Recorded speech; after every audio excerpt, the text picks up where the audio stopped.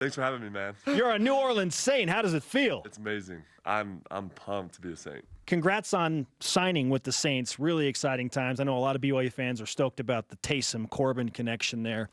Why are the Saints the best fit for you right now? It's kind of just all the stars are aligned. I feel like for me and the Saints because the defense they run is the perfect scheme for what I do. They run a 4-3. You know, they're low on defensive ends currently, and so it's just kind of like the perfect storm for me to go in there. Take us through what that day, speaking of Saturday, was like, especially as you get towards those later rounds and there's a possibility of maybe one of those teams taking you. Take us through that, and then ultimately, once the draft was over, how it played out signing with the Saints. It was a roller coaster, for sure. Just big-time roller coaster, super stressful, and it was weird because it was way different than the way Bronson's went down, and so I was like, okay, I'm not going to watch the draft. Like, it'll be on. My dad will watch it because he's stressed more than I am, and I'll just kind of do whatever and just have my phone by me. But it was just crazy because I didn't know all the stuff that happens, like especially within those later rounds. You know, Bronson just got his one call, and that was it. Whereas, like me, I was talking to coaches throughout the whole process. Like, and coaches saying, well, we're going to take you here, we're going to take you there.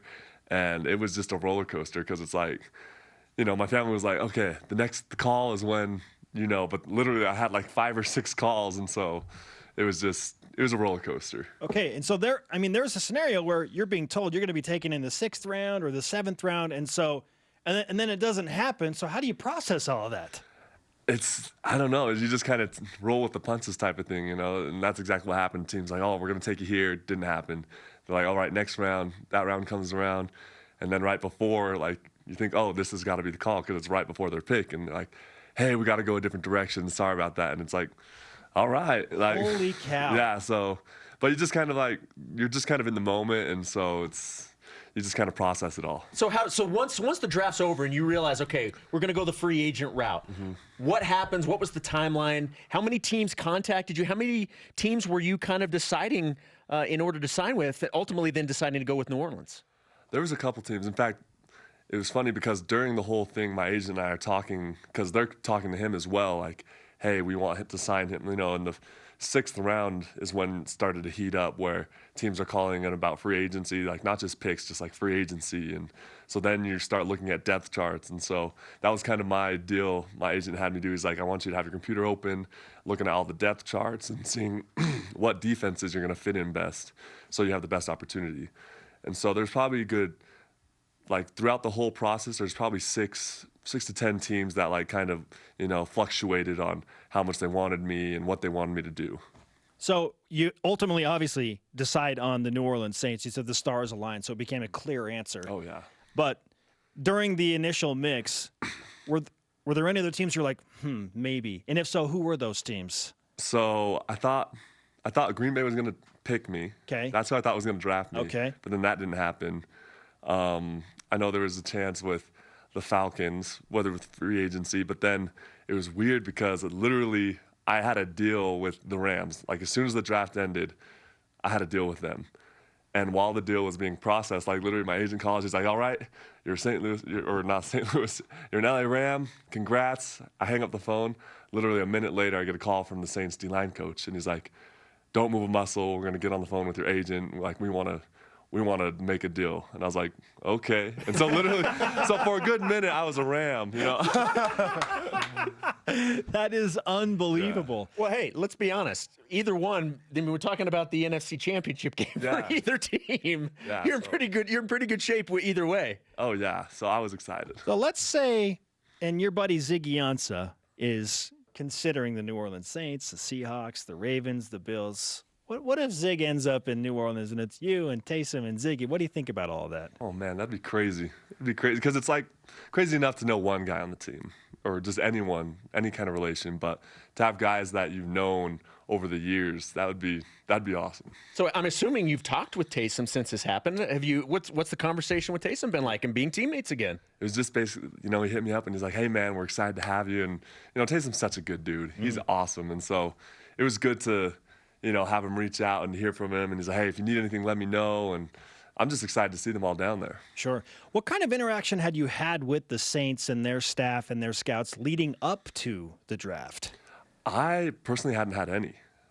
So like they weren't like the teams leading up to the draft, like the weeks leading up, I had never even, the Saints weren't really on the radar.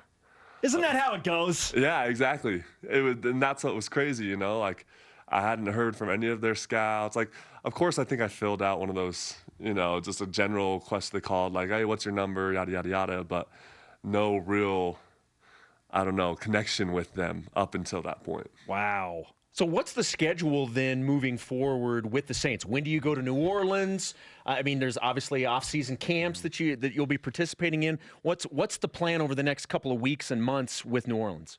So we start our rookie minicamp next weekend. And so I'll fly out there this next week, go through minicamp, and then we start our, you know, basically our spring training, and we'll go through that. And then you come back, or, you know, I'm just there as long as they need me. You know, I do whatever they say. So I'll be there for next week until whenever. How do you feel right now in terms of just overall condition, body, physicality, all that stuff? I feel great. I feel like I'm in great condition, and so I'm excited to just go out there and play, like compete. How much of a relief is that for you? I mean, you go through that, you have the injuries, and you go through the surgery and the rehab, and you're probably in the back of your mind like, am I ever going to be 100%? And now that you're at that point, what kind of a relief is that? It's a big time relief because, you know, you always think, will I be the same? And of course, there's things that are a little bit different. You know, you got to warm up longer now and all this other stuff. But it's nice to know, like, oh, things still work. You know, the pieces still move, the machine's still working. Where do you expect to make the biggest impact with a team like the New Orleans Saints? Because I can't help but think you were a freak on special teams. You're super athletic. You blocked a lot of kicks. Like, I would imagine that a team like New Orleans who runs some stunts and does some things crazy on special teams, they're looking at you as a potential help there. I would love to help there. You know, that's one thing I always wanted to do more of here at BYU with special teams. But I remember I'd get kicked out a lot. Like this last year, I told Coach Lamb, because he was over special teams, I was like, hey, I want to run down on kickoff. But then as soon as it comes down for like the kickoff tryout, I'm in line, and Kalani's like, what is this dude doing in line? And so I'm excited because I don't think the Saints will have that problem with me. Like they'll be like, okay, let's see what happens. So I'm just pumped for it. Taysom Corbin punt block or field goal block. That sounds pretty good. It's the that'd be BYU awesome. connection. That sounds pretty good. When your teammate, Sione Takitaki, was drafted in the 3rd round by the Cleveland Browns, what were your thoughts on Sione getting drafted? Oh, I was so excited for him. So pumped. Like when I heard that, I was like, oh, it was like relieving for me, you know, because you kind of get stressed for those that you love, your brothers and whatnot. So I was pumped to see him get taken. That dude has had quite a story. Oh, yeah. What a rise. Yeah. How would you sum up watching from the bottom all the way now to the top what he's done? I think it's hard to say that it was crazy. It's a crazy story, but when you get to know Sione, you're not surprised by it at all. You're like, it's just Sione being Sione. And like it's gratifying because I don't think a lot of people early on saw that in him. You know, they didn't see how great of a player he was and how, you know, incredible he was in every way. And so it's one of those moments where it's like, you know, when you pick the winning team and they win and everyone's shocked and you're just like, always had them for the win. That's how it is for Sione. Very cool. Next year, when we're talking about the draft, who do you think is the BYU player that we'll be talking about the most with NFL potential? Ooh, there's a lot of good guys. Like, honestly, the one that comes to mind right at the top is Kairos. Yeah. Oh, yeah. But I mean, like, who in your mind do you think is in that mix for NFL next year? We have a ton of talent. I think there's tons of guys. And in fact, going through the process, I heard from plenty of guys about the next draft class. And so, you know, you have guys like Kairos, you have guys like Diane, you have guys like Zane. So there's plenty of guys that could come out and just impress everyone. Great stuff. Again, Corbin, remind us when you leave for New Orleans. Next week. Next week. Let's give you some karma for mini camps. BYU Sports Nation karma being transferred to Corbin Kaufusi. Congratulations, man. Thanks, man. We're thrilled for you. I'm excited. You're more than just the Polynesian Bob Ross. I hope you know that. Oh, yeah. Hopefully they don't know me by that down there, you know? Well, it is an artistic town, so Yeah. maybe you want to Never show them know. your painting skills.